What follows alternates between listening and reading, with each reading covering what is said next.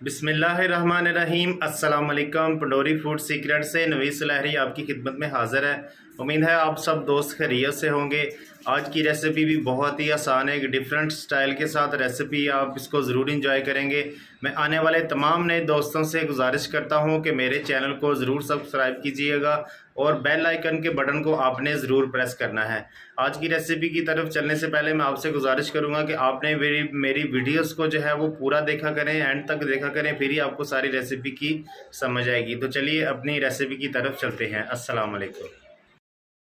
बिस्मिल्लाहिर्रहमानिर्रहीम। सबसे पहले हमने 600 ग्राम चिकन हमने लिया। 600 ग्राम बोनलेस चिकन है, ये आप देख सकते हैं।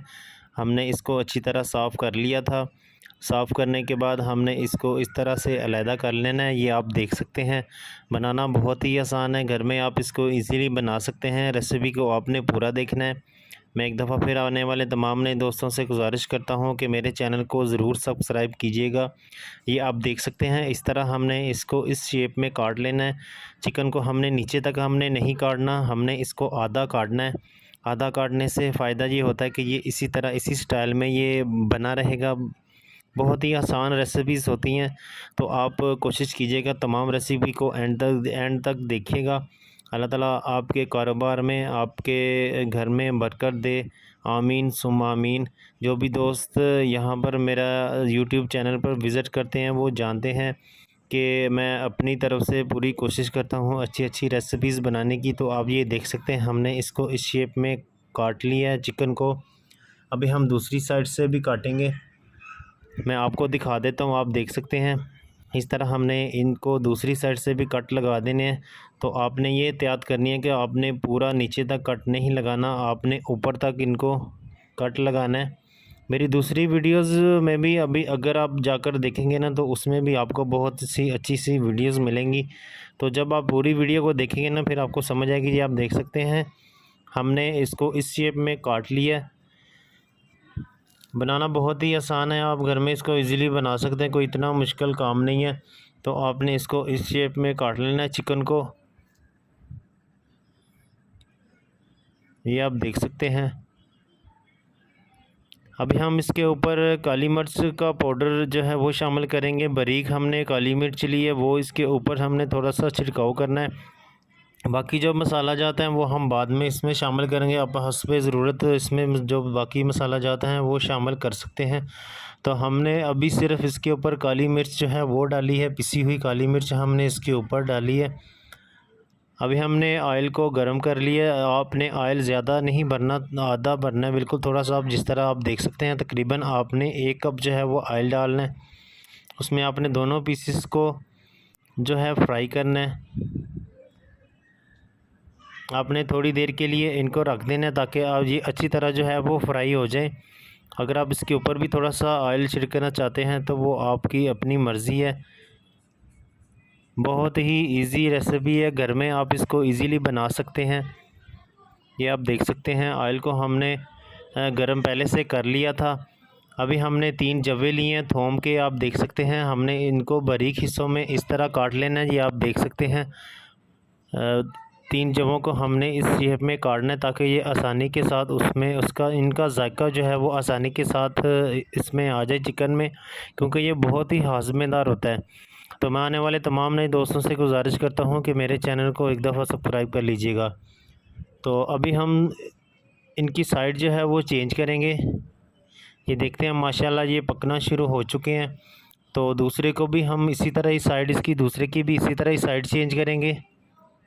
ये देखते हैं माशाल्लाह बहुत ही टेस्टी बनेगा। आपने इससे पहले कभी, उम्मीद है कि आपने इससे पहले कभी नहीं खाया होगा। तो अभी हम इसको थोड़ी देर के लिए ढक्कन के साथ ढाँप देंगे।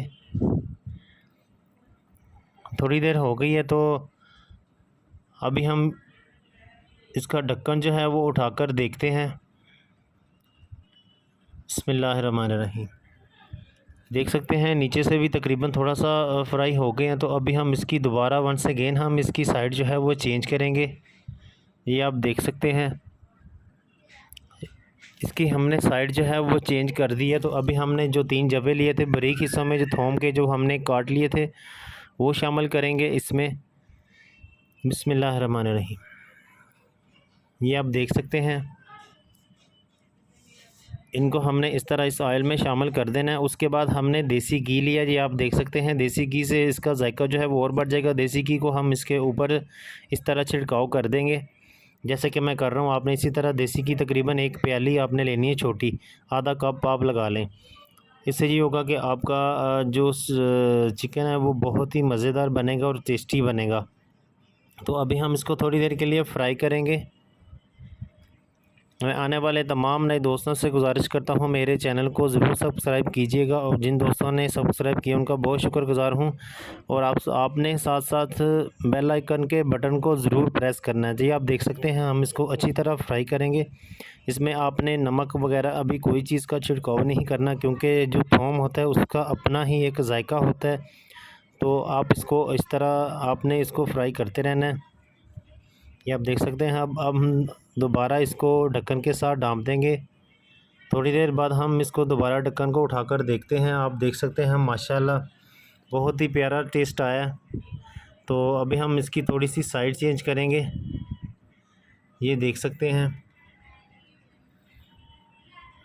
کلر بھی آپ دیکھ سکتے ہیں بہت ہی لذیذ کلر آیا ہے۔